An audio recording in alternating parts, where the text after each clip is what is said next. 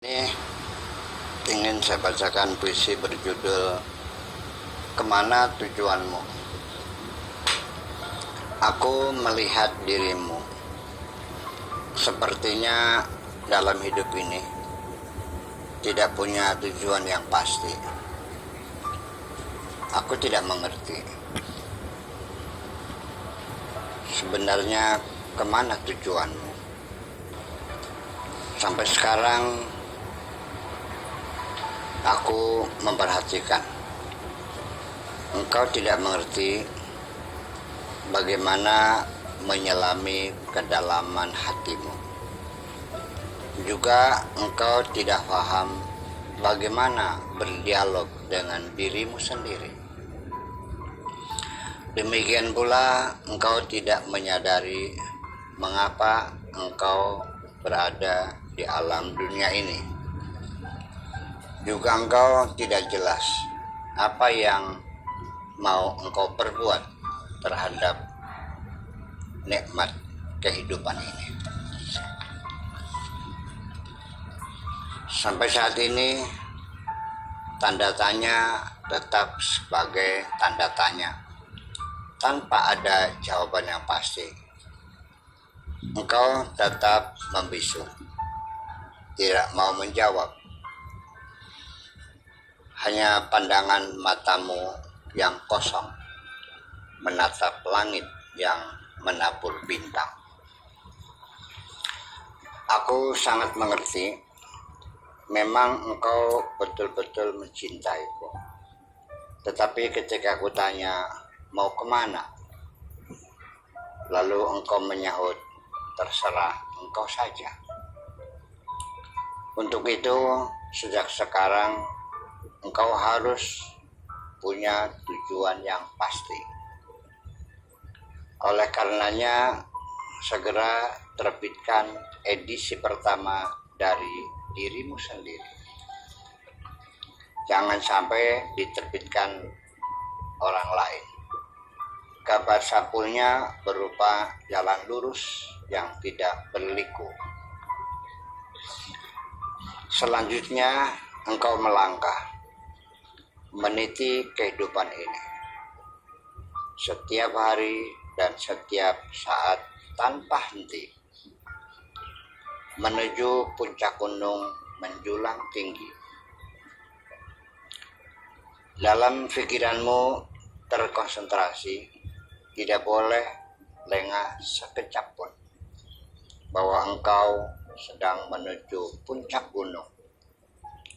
Di sepanjang jalan mungkin kau melihat pemandangan yang indah.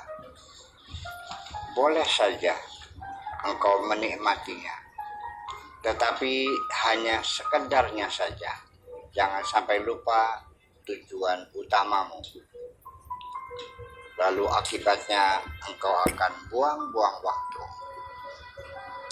Demikian pula ketika engkau menapaki jalan menuju puncak gunung, kau melihat batu-batu berserakan menghambat jalan. Jangan putus asa mengatasi rintangan.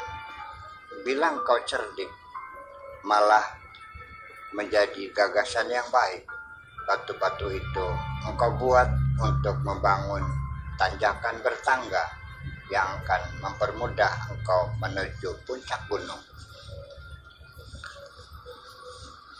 Dalam menempuh perjalanan tidak usah tergesa-gesa. Biar lambat asal selamat.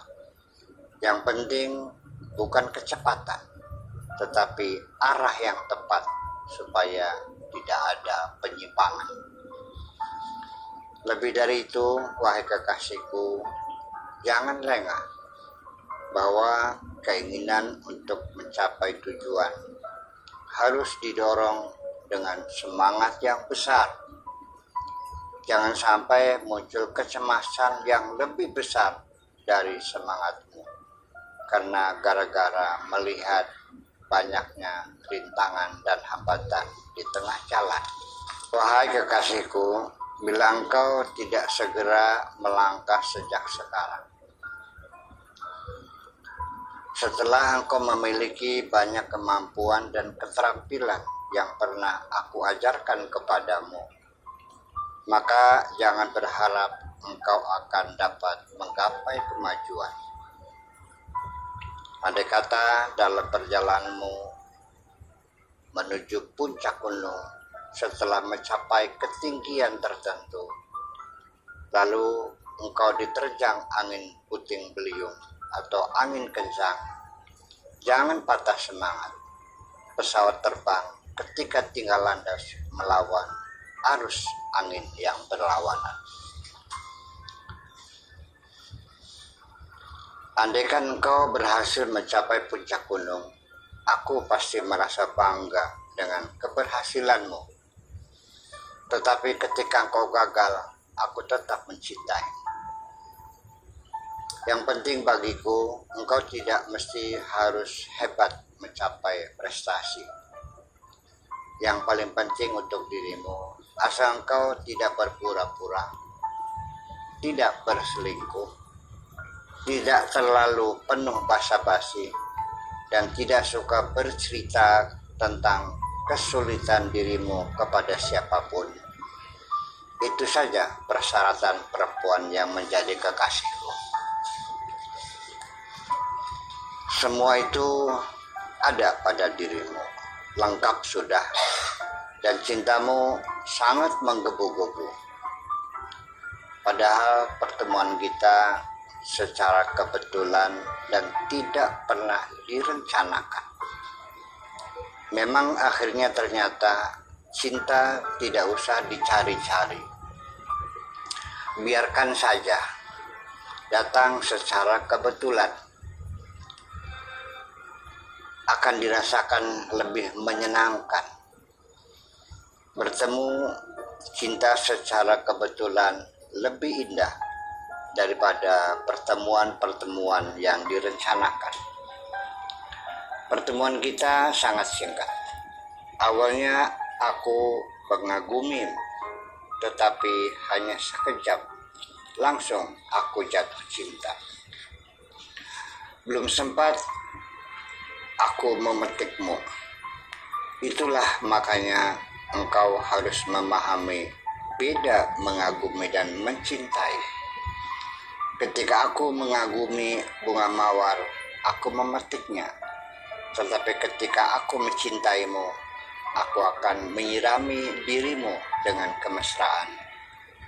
Dan aku akan memupukmu dengan pengorbanan.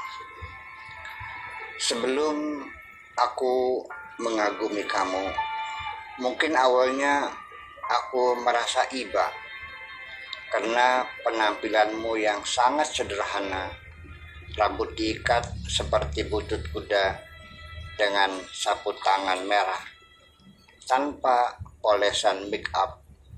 Wajahmu terbengong-bengong seperti anak itik kehilangan induknya. Tidak tahu mau melangkah kemana.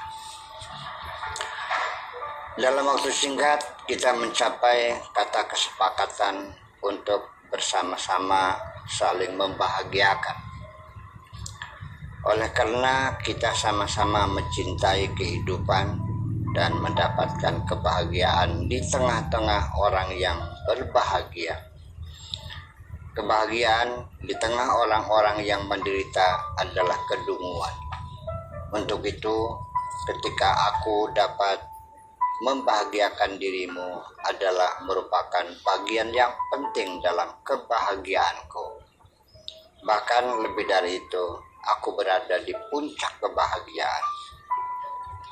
Untuk membangun kebahagiaan, tidak ada persyaratan dengan materi berlimpah. Kebahagiaan tidak dapat diukur dengan banyaknya materi. Juga, ukuran kaya raya jangan diukur dengan harta berlimpah. Selagi masih banyak kebutuhan, berarti belum kaya. Ternyata orang yang kaya adalah orang yang tidak banyak kebutuhannya. Kebahagiaan dirasakannya di dalam hati. Jadi sejatinya kebahagiaan adalah terletak pada persepsi pada diri kita sendiri, yaitu ketika kita dapat melihat bahwa kehidupan di dunia ini sebenarnya tidak lebih hanyalah main-main dan senda gurau. Maka ketika kita bermain-main dan bersenda gurau, pasti akan merasakan betapa senangnya hidup ini. Terima kasih.